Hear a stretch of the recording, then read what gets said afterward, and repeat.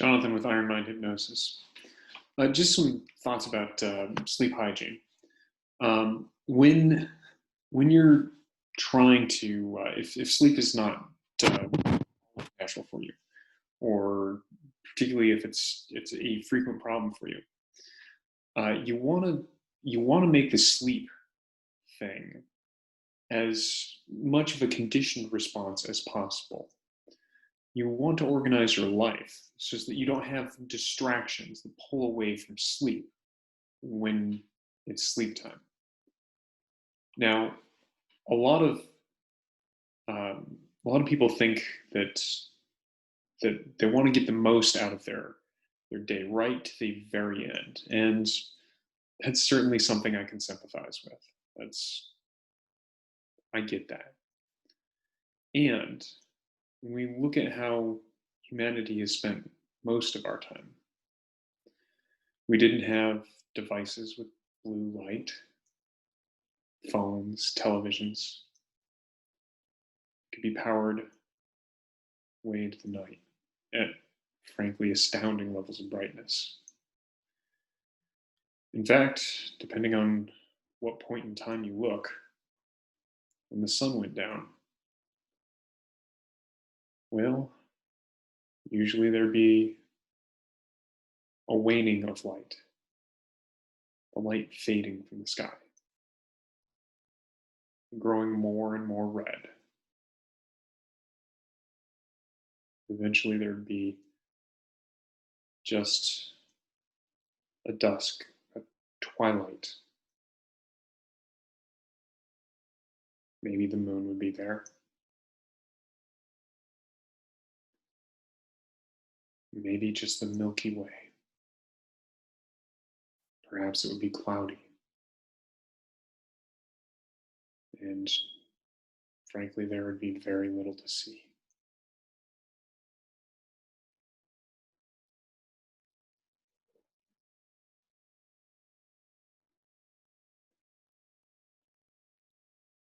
And nowadays, of course, it's no problem. No trouble at all to flip a switch. Have the lights on or off.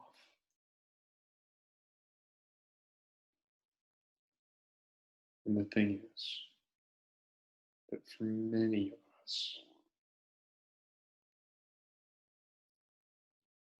we don't experience our mind covering the distance that quickly.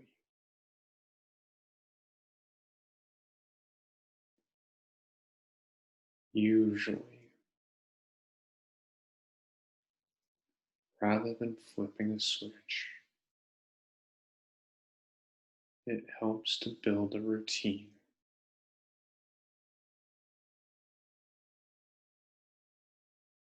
Perhaps turning off screens, all the screens, an hour or two before bed.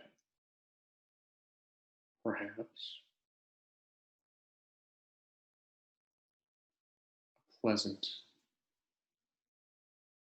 piece of fiction to read.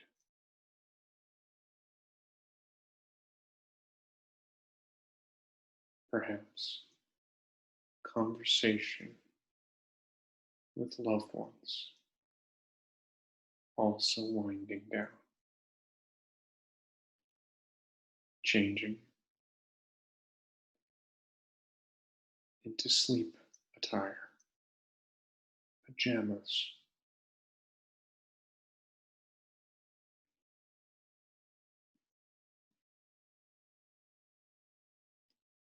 Perhaps brushing the teeth.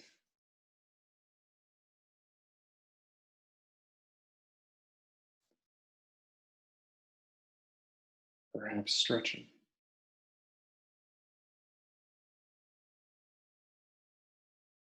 Whatever routine helps to wind down.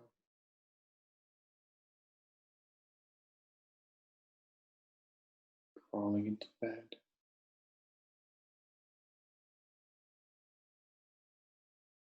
If you have control of the temperature, that is a very important variable for many people. Often, it's usually useful to have the room cooler.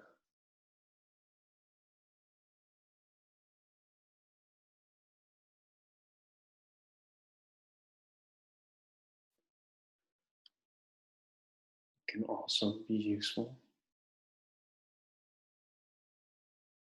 in extreme cases to sleep in a position where you cannot move without great effort to reduce the temptation to distract oneself.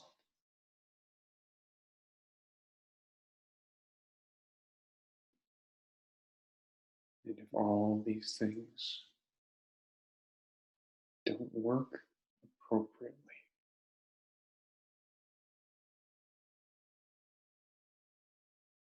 then it's often best to wake back up so that you don't contaminate the bed space with the can't sleep frustrations and energy there,